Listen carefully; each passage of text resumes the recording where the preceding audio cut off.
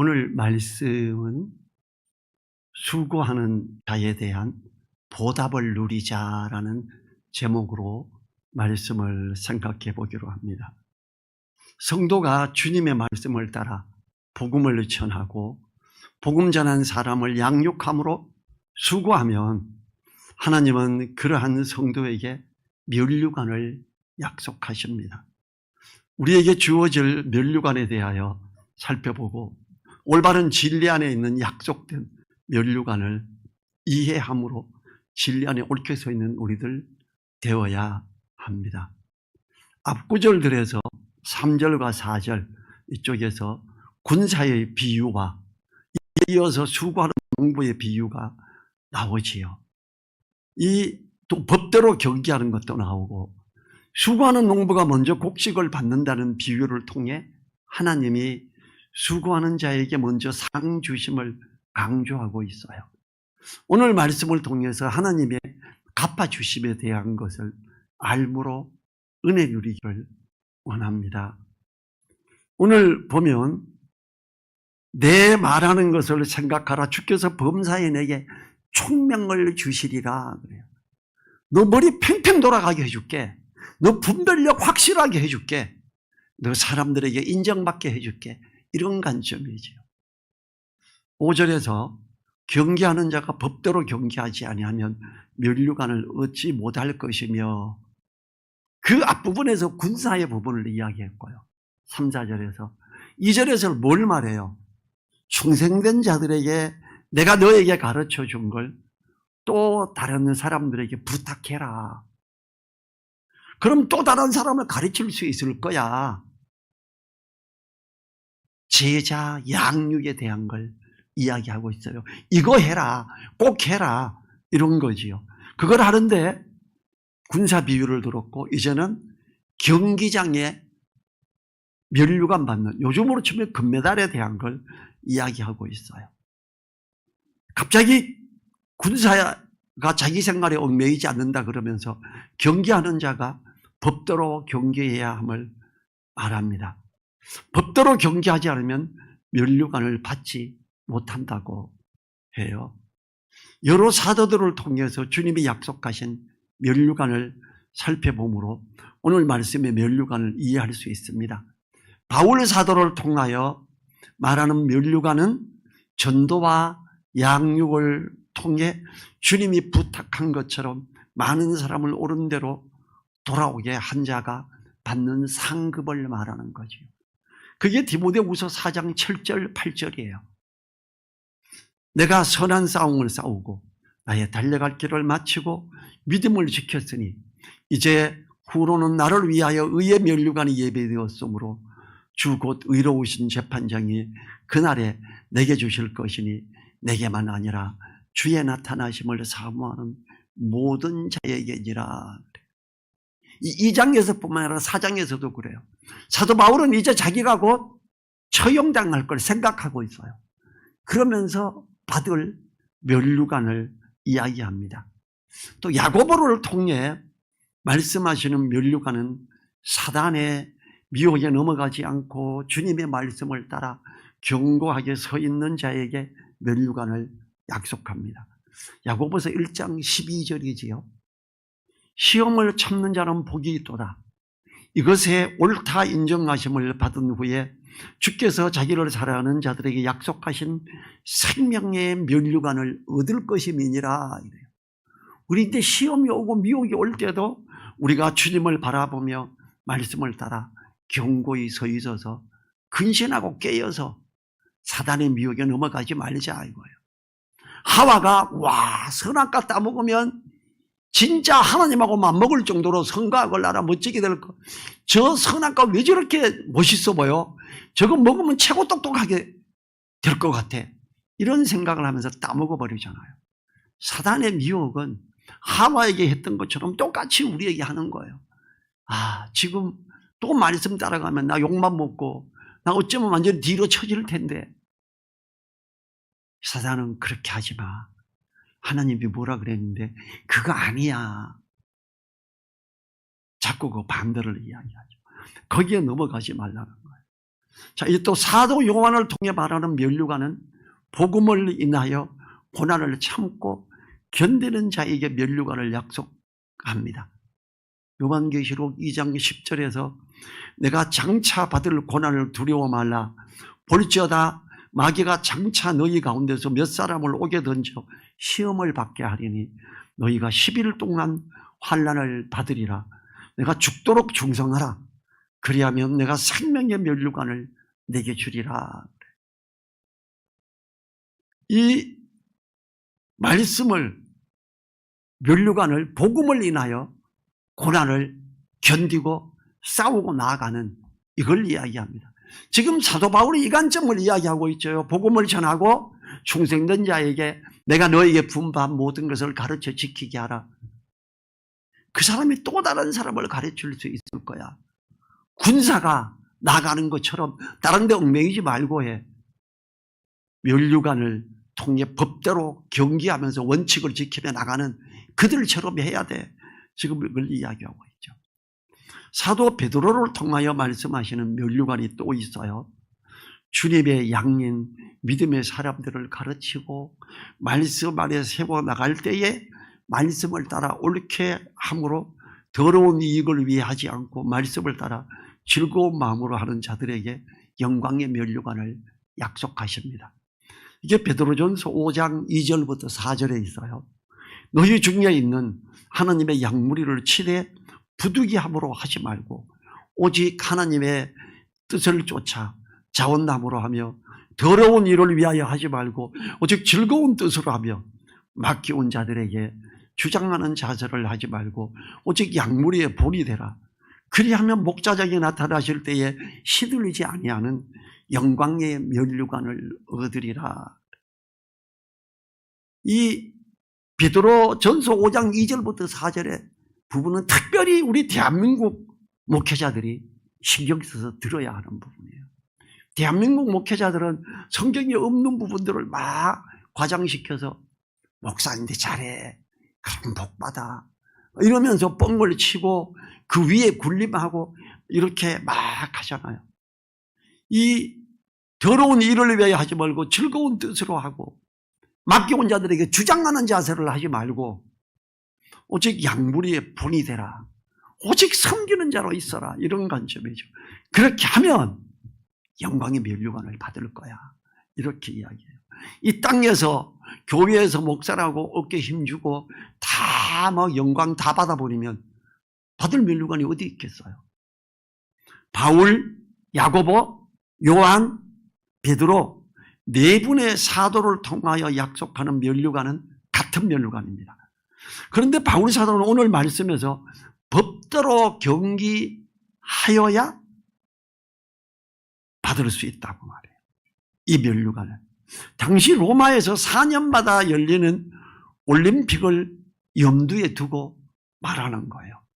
요즘의 경기에서도 법대로 하지 않으면 면류관을 얻을 수 없습니다. 이 대구에서 11년도에 육상 선수권 대회가 열렸고요. 세계에서 가장 빠른 우사인 볼트가 출발선에서 총성이 울리기 전에 출발했다가 실격당해서 1등했는데 금메달을 못 받았었어요. 법대로 하지 않으면 못 받아요. 전 세계 사람이 누구나 당연히 우사인 볼트가 금메달 값이라는 것을 알지만 법대로 하지 않아서 실격됐었어요. 고대 올림픽에서는 요즘과 좀 다른 규칙이 있었습니다. 그리스의 경기에 참여하는 자는 10개월 전부터 예비훈련 과정을 받아야 했습니다. 이 기간 동안에 규정된 훈련에 참가하고 정규적이고 규칙에 따른 엄격한 생활을 해야 경기에 참가할 수가 있었습니다.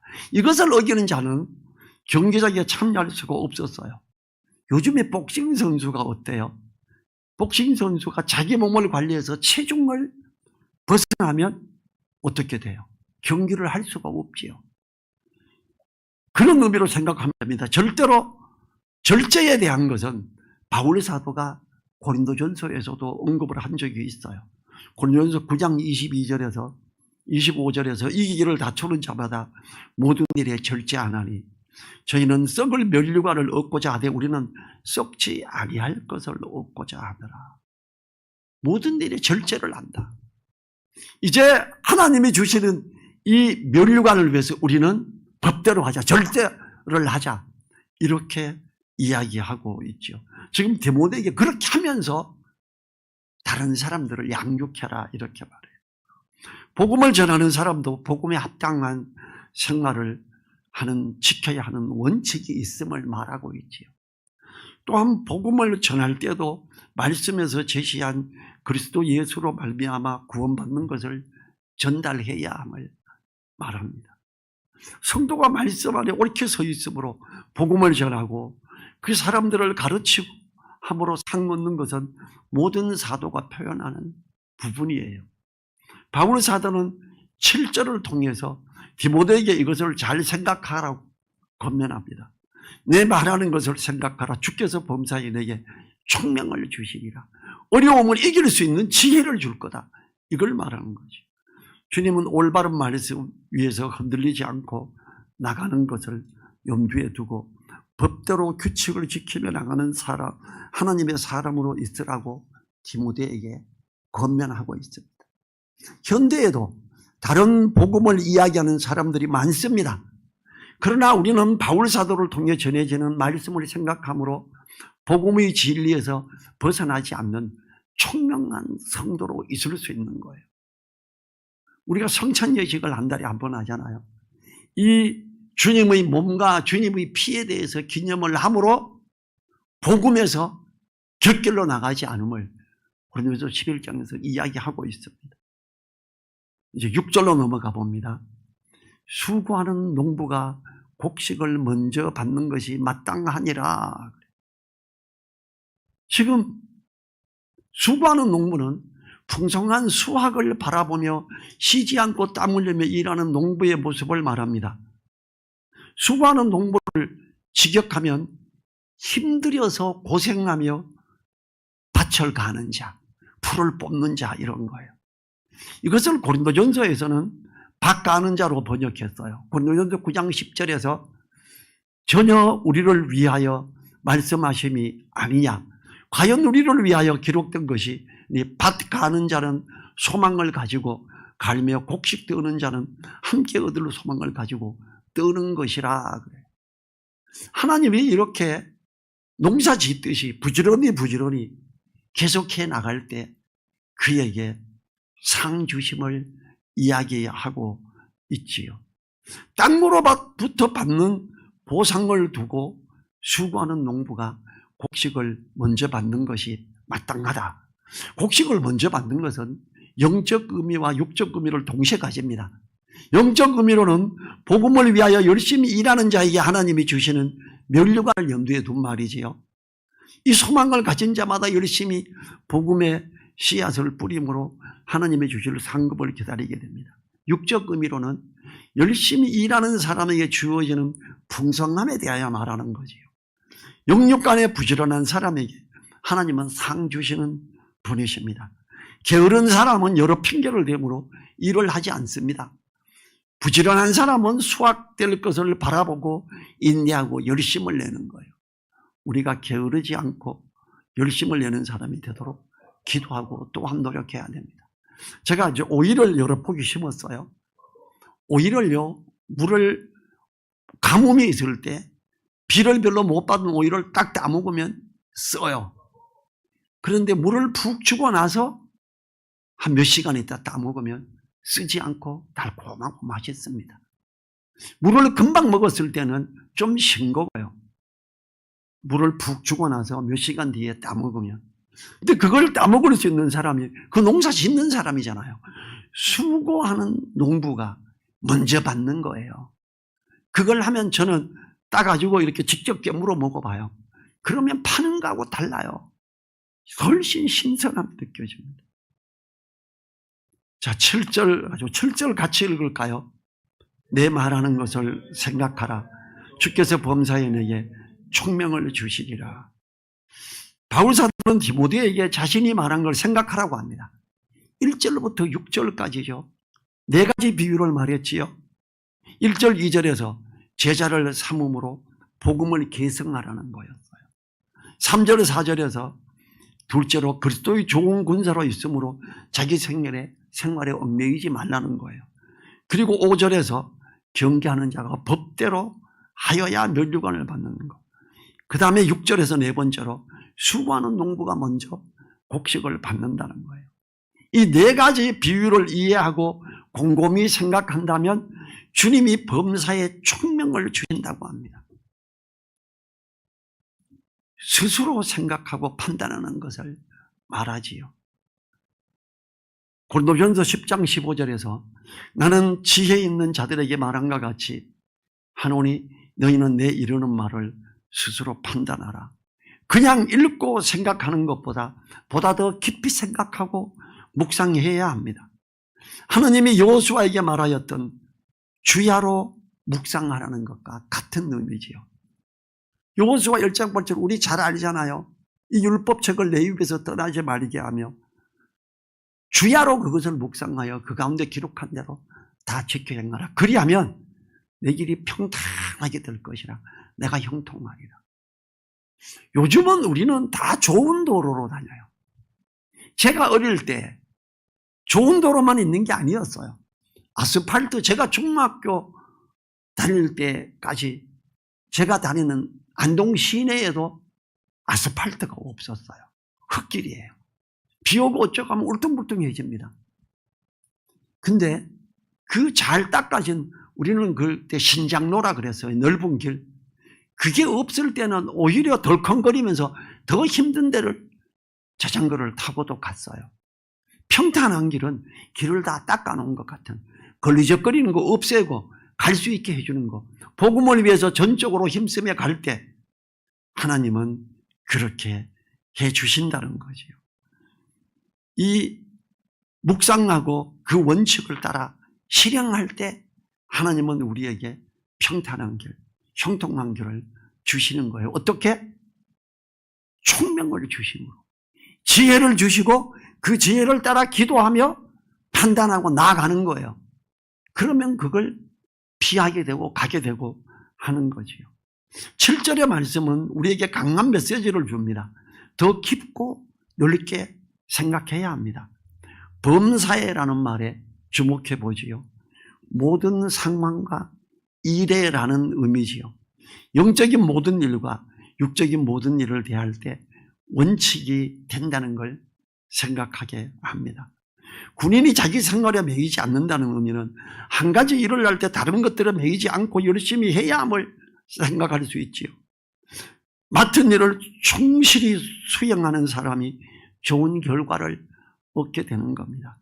또한 경계하는 자가 법대로 하여야 면류관을 받는다는 것, 모든 상황에 주어진 법칙이 있으므로 그 원칙을 지켜야 이 사회에서도 인정받음으로 상을 얻는 자 되는 것입니다. 자, 성경에서 뭐라 그래요? 샘머리 앞에 일어나라 그래요. 이렇게 앉아있다가 흰머리가 희끗희끗한 어른이 오면 일어나서 아이고 오셨습니까 해야 되는 거죠. 부모를 향해서 공경해야죠. 어떤 원칙들이 있어요. 이 법칙대로 가야 돼요. 그렇게 하지 않으면 총명 안 주십니다. 그냥 무지한 자가 되는 거예요. 우리는 하나님께서 우리에게 이렇게 주께서 범사에 총명을 주시는데 내가 생각하고 또 생각하고 나아갈 때 가능하다라는 걸 이야기하지요. 맡은 일을 충실히 수행하는 사람이 좋은 결과를 얻게 되는 거예요. 경계하는 자가 법대로 해야 면류관을 받는다는 것. 모든 상황에서 주어진 법칙이 있으므로 그 원칙을 지켜야 이 사회에서도 인정받음으로 상을 얻는 자 되는 거지요. 하나님의 약속은 모든 경우에 아멘으로 받아들여야 됩니다. 고린도후서 1장 20절에서 하나님의 약속은 얼마든지 그리스도 안에서 예가 되니 그런즉 그로 말미암아 우리가 아멘하여 하나님께 영광을 돌리게 되느니라 그래. 우리는 아멘으로 받고 기도하고 나가며 또 묵상하고 하나님이 이 어려운 여건을 왜 허락하셨을까? 저 사람은 지금 왜 내인데 이렇게 걸그적거리게 되어 있을까? 또 기도하고 살펴라. 범사에 내게 총명을 주실 거다. 이렇게 이야기해요. 특별히 디모데후서 2장 1절부터 7절을 생각하고 묵상함으로 범사에 총명을 갖게 되는 우리 되기를 간절히 원합니다. 우리들 스스로 든든히 서 있는 것에도 힘이 되는 말씀이고 자녀들을 교훈할 때도 유익한 말씀이에요. 오늘 말씀을 묵상함으로 주님이 우리에게 범사에 총명을 주시도록 사모하고 기도하세요. 그럼 똑똑한 사람이 됩니다. 그러면 그 어느 누구도 무시하지 않는 사람이 되는 거예요. 기도하겠습니다. 하나님 감사합니다. 우리가 하나님 안에 있고 하나님의 자녀되는 권세를 가진 자로 있음에 감사합니다. 우리가 주님의 사명의 명령을 생각하고 또 다른 사람들을 가르치는 자, 충성된 자에게 다시 가르치고 또 다른 사람을 가르칠 수 있는 그걸 위해 기도하고 애쓰고 나가게 해 주십시오. 그리고 오로지 하여 주님 안에 있으면서 주님께서 허락하시는 하나님이 허락하시는 범사에 우리에게 총명을 주시는 그 총명을 따라 든든히 서며 하나님의 약속의 말씀을 누리는 우리 되게 하여 주십시오. 간절히 부탁드리며 우리를 사랑하시는 예수님 이름으로 기도했습니다. 아멘. 주기도문으로 함께 마칩니다. 하늘에 계신 우리 아버지요, 받으시오며 나라에 임하옵시며 뜻이 하늘에서 이룬 것 같이 땅에서도 이루어지이다. 오늘날 우리에게 일용할 양식을 주옵시고 우리가 우리에게 죄 지은 자를 사하여 줄 것 같이 우리 죄를 사하여 주옵시고 우리를 시험에 들게 하지 마옵시고 다만 악에서 구하옵소서. 나라와 권세와 영광이 아버지께 영원히 있사옵나이다. 아멘.